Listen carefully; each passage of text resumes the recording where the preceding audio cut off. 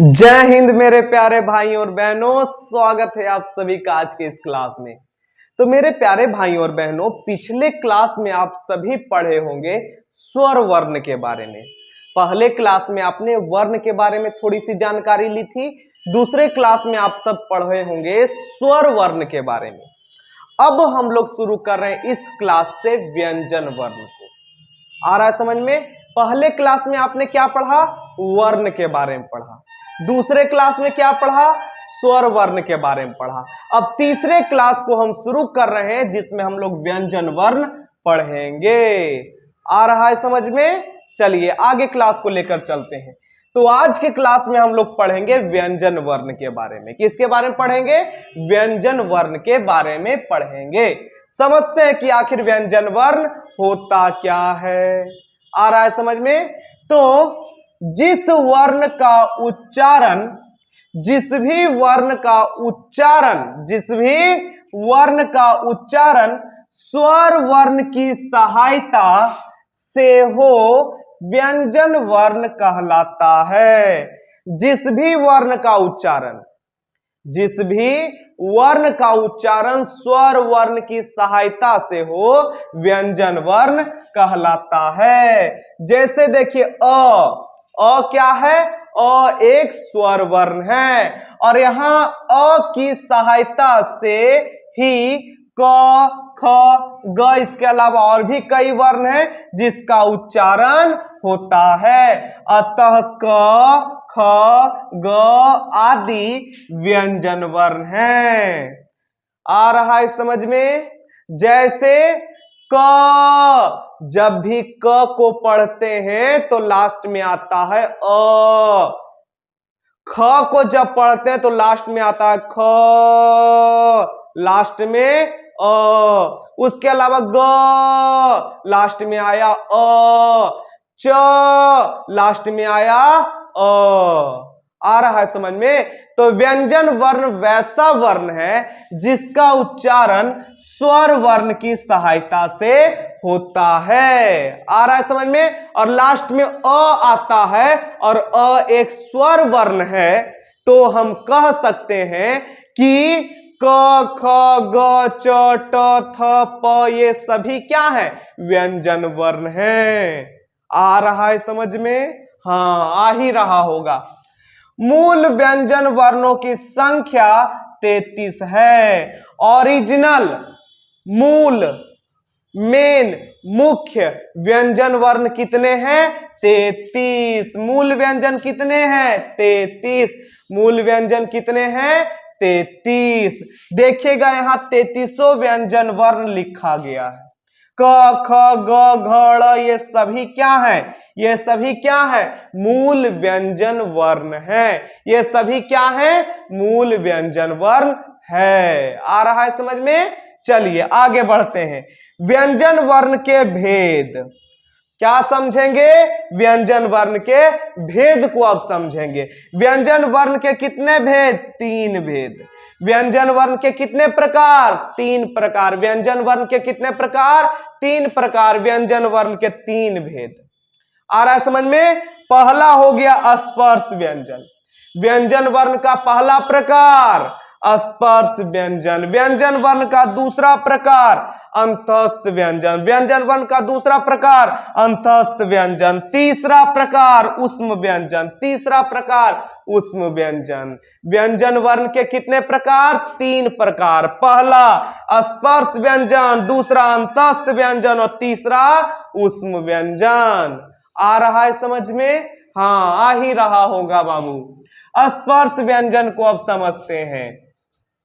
स्पर्श व्यंजन वह वर्ण है, स्पर्श व्यंजन वह व्यंजन वर्ण है जो कंठ, तालु, मूर्धा किसको कहते हैं? तालु के ऊपरी भाग को। कंठ, तालु, मूर्धा क्या होता है अभी हम लोग समझेंगे। और इसके बाद एक और क्लास होगा जिसमें वर्ण, ये सभी वर्ण जो है स्वर वर्ण, व्यंजन वर्ण, इसका उच्चारण स्थान कहां है, कहां से ये व्यंजन उच्चारित होते हैं, ये हम लोग समझेंगे। आ रहा है समझ में? उच्चारण मतलब जो हम बोलते हैं वर्ण वो कहां से बोला जाता है, इसके बारे में हम लोग डिटेल में अगले क्लास में पढ़ेंगे। आ रहा है समझ में? हाँ, चलिए आगे बढ़ते हैं।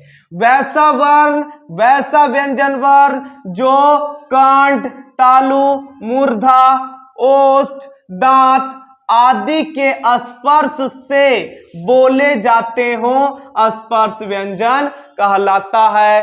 कंठ, तालु, मूर्धा, होठ और दांत के स्पर्श से जो व्यंजन वर्ण बोले जाते हैं वो व्यंजन वर्ण स्पर्श व्यंजन वर्ण कहलाते हैं। स्पर्श व्यंजन वर्ण की संख्या 25। स्पर्श व्यंजन वर्ण की संख्या 25। स्पर्श व्यंजन वर्ण की संख्या 25। स्पर्श व्यंजन वर्ण को 5 वर्गों में बांटा गया। स्पर्श व्यंजन वर्ण को 5 वर्गों में बांटा गया। 1 वर्ग, 2 वर्ग, 3 वर्ग, 4 वर्ग और 5 वर्ग। यही 5 वर्ग में स्पर्श व्यंजन को बांटा गया है। प्रत्येक वर्ग का नामकरण, जितना वर्ग है उसका नाम कैसे रखा गया है? तो उनके प्रथम वर्ण के आधार पर। जैसे क वर्ग है, च वर्ग है, ट वर्ग है, त वर्ग है, प वर्ग है। इन सभी वर्गों में पहला वर्ण जो पहला वर्ण है उसी के आधार पर नाम रख दिया गया। देखिए, पहला वर्ण क है तो क वर्ग हो गया। पहला वर्ण च है तो च वर्ग हो गया। पहला वर्ण ट है तो ट वर्ग हो गया। पहला वर्ण त है तो त वर्ग हो गया। पहला वर्ण प है तो ये प वर्ग हो गया। आ रहा है समझ में? इनका नामकरण कैसे किया है वर्ग का? उनके प्रथम पहले वर्ण के आधार पर किया गया है। आ रहा है समझ में? स्पर्श व्यंजन की संख्या कितनी है? 25। स्पर्श व्यंजन वर्ण की संख्या 25 से 25 का नाम यहां पर लिखा गया है। आ रहा है समझ में? अब थोड़ा सा समझ लेते हैं, अभी ऊपर थोड़ा सा समझ लेते हैं। अगले क्लास में हम डिटेल में उच्चारण स्थान समझेंगे। ठीक है, तो सबसे पहले क वर्ग का उच्चारण स्थान कहां है? कंठ से। देखिएगा गौर से, यदि हम बोलते हैं क ख च क ख ग घ अड़, क ख ग घ अड़, सब देखिए कंठ से बोला जा रहा है। तो हम कह सकते हैं कि क वर्ग का उच्चारण कहां से होता है? तो कंठ से होता है, कंठ से होता है। और याद करने का ट्रिक भी है, क वर्ग में जो भी आएगा कंठ में आएगा। क वर्ग का उच्चारण स्थान कंठ, तो क वर्ग भी क से, कंठ भी क से, मतलब क वर्ग का उच्चारण कंठ। याद करने का ट्रिक है, ऐसे तो पढ़ते पढ़ते अपने याद हो जाता है बाबू, हो जाता है ना। कोई भी चीज को जितना ज्यादा पढ़िएगा ने वो उतना ज्यादा याद होते जाता है। कोई ट्रिक वगैरह का जरूरत नहीं पड़ता है अभी के क्लास में। ठीक है, तो याद रखिएगा क वर्ग के लिए कंठ याद कर सकते हैं। यदि आसान है पहले बार में सीख जाना है तो क वर्ग से कंठ, क वर्ग कंठ, क वर्ग कंठ, क वर्ग कंठ। आ रहा समझ में? उसके बाद च वर्ग का उच्चारण स्थान तालु। च वर्ग का उच्चारण स्थान तालु। तालु कहां होता है? तालु को तालव्य भी कहते हैं। तालु कहां है?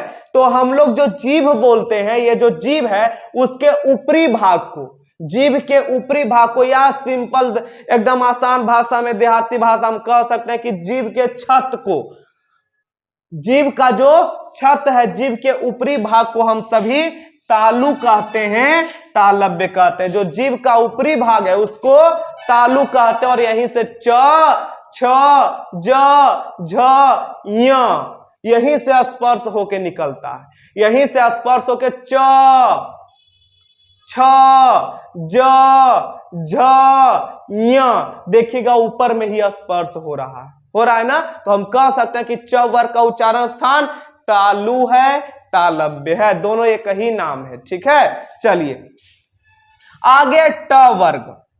ट वर्ग गौर से देखिए, ट वर्ग का उच्चारण स्थान कहां है?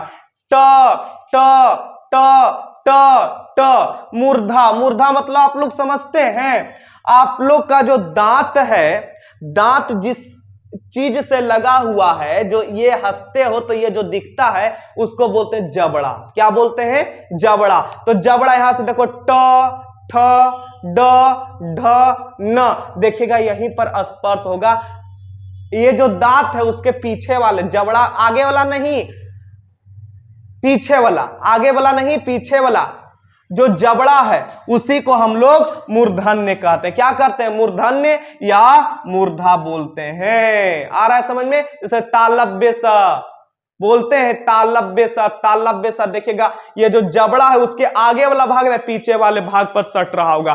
ट ठ ड ढ न पीछे वाले भाग पर सटता है, पीछे वाले भाग पर सटता है। मतलब ट वर्ग का उच्चारण स्थान मूर्धा, ट वर्ग का उच्चारण स्थान मूर्धा। आ रहा है समझ में? या मूर्धन्य, मूर्धन्य, मूर्धन्य। आ रहा है समझ में? उसके बाद और अभी डिटेल में एक और क्लास लेंगे उच्चारण के लिए, ठीक है? ध्यान सभी हल्का हल्का समझ गए ना आप, तो अगले क्लास में पूरी तरह से समझ में आ जाएगा, ठीक है? चलिए अब आगे बढ़ते हैं त वर्ग की ओर। पढ़िएगा त थ द ध न। तो जब भी त थ द ध न पढ़ते हैं तो दंत से पढ़ा जाता है। कौन वाला? ये वाला दांत, ये जो दिख रहा है वो वाला नहीं, इसके जो पीछे वाला भाग है, दांत का जो पीछे वाला भाग है, देखिएगा त थ द ध न, तो पीछे की ओर सट रहा होगा, पीछे की ओर सट रहा होगा। तो पीछे की ओर सट रहा है तो उसी को हम लोग दंत से उच्चारण कहते हैं, दंत से उच्चारण कहते हैं। त त बोलिए, त थ द ध न। उच्चारण आप करेंगे तो ये अगला भाग ने पिछला भाग, ये जो दांत वाला पिछला भाग है वहां सट रहा होगा। आ रहा है समझ में कि नहीं? हाँ, आ ही रहा होगा। थोड़ा थोड़ा समझ में आ रहा है ना, तो थोड़ा सा रिवीजन कर लीजिएगा पूरे क्लास को, और थोड़ा सा समय देके घर में दोबारा पढ़ लीजिएगा और अगले क्लास को देख लीजिएगा, पूरा वर्ण क्लियर हो जाएगा, एकदम गारंटी है मेरा। समझ गए? उसके बाद अब आते हैं प वर्ग पर। पढ़िएगा प फ ब भ म। देखिएगा होठ आपका सट रहा होगा, तो प वर्ग का उच्चारण स्थान ओष्ठ, होठ, होठ, होठ, प फ ब भ म, तो प वर्ग का उच्चारण स्थान ओष्ठ, ओठ। आ रहा है समझ में? आ रहा है समझ में? तो प वर्ग का उच्चारण स्थान ओष्ठ, होठ होता है प वर्ग का उच्चारण स्थान। हाँ, उम्मीद करते हैं कि थोड़ा थोड़ा आया होगा समझ में। आया है ना? रिवीजन कर दें क्या? नहीं, थोड़ा सा ज्यादा लंबा क्लास हो जाएगा। अगले क्लास यदि फिर से चीजें समझ में नहीं आती है तो पीछे कर करके देखते रहिएगा, ठीक है? चलिए अब चीजों को आगे समझते हैं। चलिए अब चीजों को आगे समझते हैं मेरे प्यारे भाइयों और मेरे प्यारे बहन भी। अब समझेंगे हम लोग व्यंजन के अन्य प्रकार। स्पर्श व्यंजन को हम लोग पढ़ चुके हैं, अब समझते हैं अंतस्थ व्यंजन को, ऊष्म व्यंजन को और संयुक्त व्यंजन को, ठीक है? सबसे पहले समझते हैं अंतस्थ व्यंजन को। सबसे पहले समझेंगे अंतस्थ व्यंजन को, ठीक है? तो य र ल व, य र ल और व हमारे अंतस्थ व्यंजन है। क्या है? अंतस्थ व्यंजन है। य र ल व कौन सा वर्ण है? अंतस्थ व्यंजन है। इसकी संख्या कितनी है? अंतस्थ व्यंजन की संख्या 4। अंतस्थ व्यंजन कितने हैं? 4, 1 2 3 4। अंतस्थ व्यंजन की संख्या 4। आ रहा है समझ में? स्पर्श व्यंजन की संख्या कितनी थी? 25। आ रहा समझ में? और मूल व्यंजन की संख्या कितनी थी? 33। अब अंतस्थ व्यंजन की संख्या कितनी है?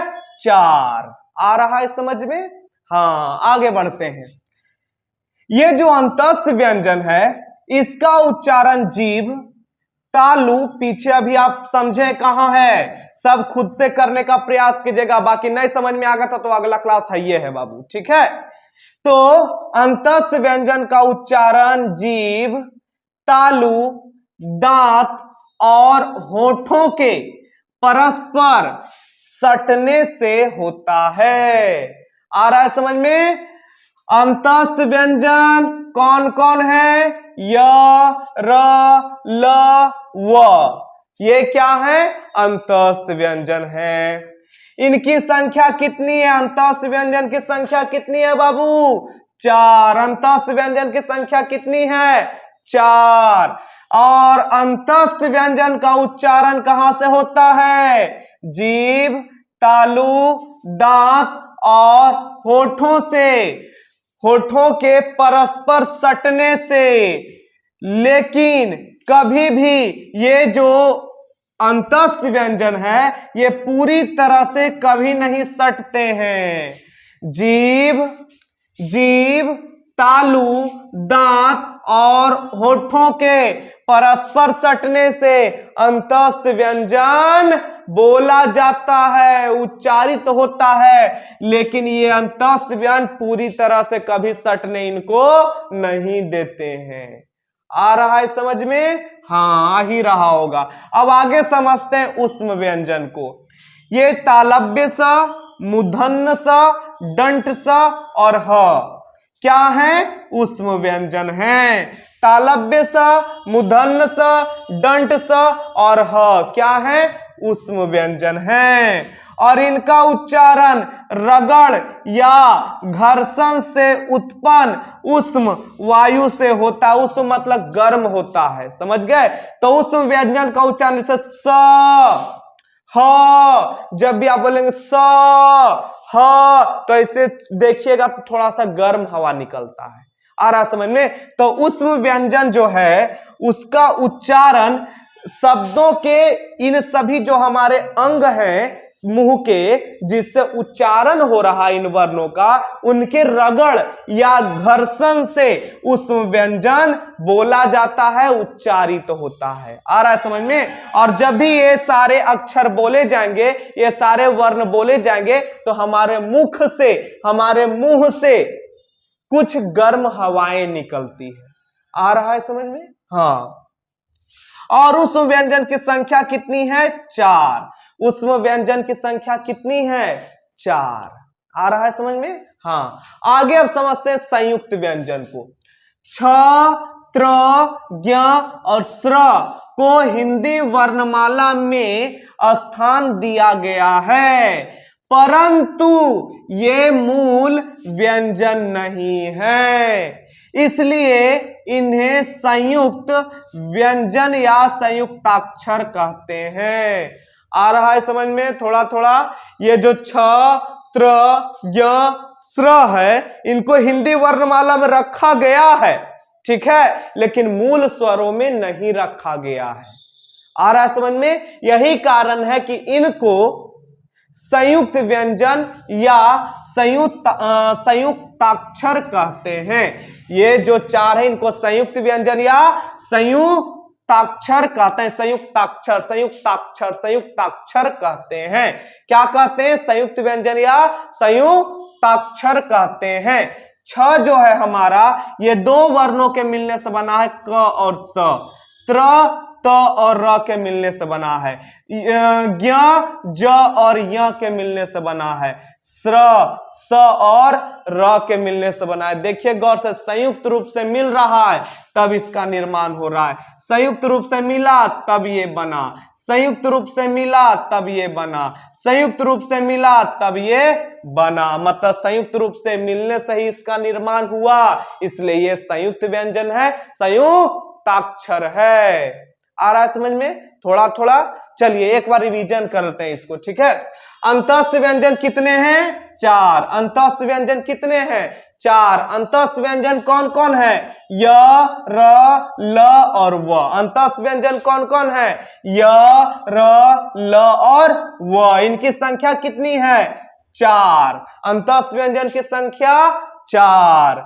और अंतस्थ व्यंजन का उच्चारण जीभ, तालू, दांत और होठों के परस्पर सटने से होता है, लेकिन कहीं भी पूर्ण स्पर्श नहीं होता है। जीभ, तालू, दांत और होठों के सटने से अंतस्थ व्यंजन का उच्चारण होता है, लेकिन कहीं भी ये पूरी तरह से नहीं सटे। जैसे य, र, ल, व, ये सभी देखिए अलग तरह से बोला जा रहा है। य, र, ल, व, य, र, ल, व कहीं भी पूर्ण रूप से नहीं सट रहे हैं, तो अंतस्थ व्यंजन का निर्माण घर्षण, होठों के परस्पर सटने से होता है। य, र, ल, व, ये 4 चीज मिलल रहता है इसमें, जीभ, तालू, दांत और होठ। ये चारों परस्पर एक दूसरे से मिलकर ये अंतस्थ व्यंजन का उच्चारण करते हैं। ठीक है, अब समझते हैं ऊष्म व्यंजन को।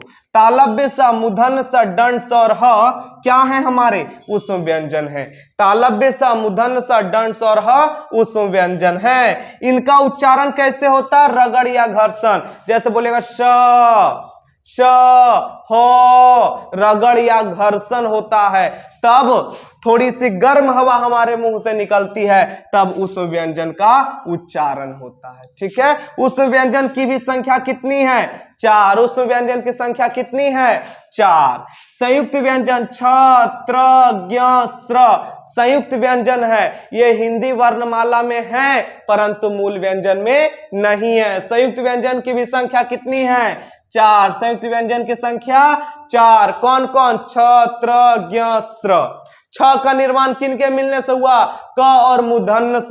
त्र का निर्माण कैसे हुआ, त और र के मिलने से। ज्ञ का निर्माण कैसे हुआ, ज और य के मिलने से। स्र का निर्माण क्या हुआ, तालव्य स और र के मिलने से। आ रहा है समझ में? हाँ, उम्मीद करते हैं कि थोड़ा थोड़ा आया होगा समझ में। और यदि कोई समस्या होती है तो क्लास को पीछे कर करके आप देखते रहिएगा और सारे क्लास को नोट डाउन करते हैं ना। हाँ, प्रॉपर नोट्स बनाइए, टोटल चीज हम लिखकर आपको पढ़ा रहे हैं, समझ गए। अब पूरा क्लास आपका होगा, ठीक है। पीछे भी लगातार होते आ रही है, आगे भी लगातार होगी, ठीक है। बस आप लोग का एक ही काम है कि कंटिन्यू क्लास को देखते रहना, चीजों को समझते जाना, और जहां समस्या होती है हमें कमेंट करके बताना, ताकि हम आगे और चीज अच्छा कर सके, ठीक है। और यदि अच्छा लगता है तो भी आप कमेंट करके हमको बताइएगा, ठीक है। चलिए, रह देते हैं आज का क्लास, मिलते हैं फिर अगले क्लास में। तब तक के लिए जय हिंद, जय भारत।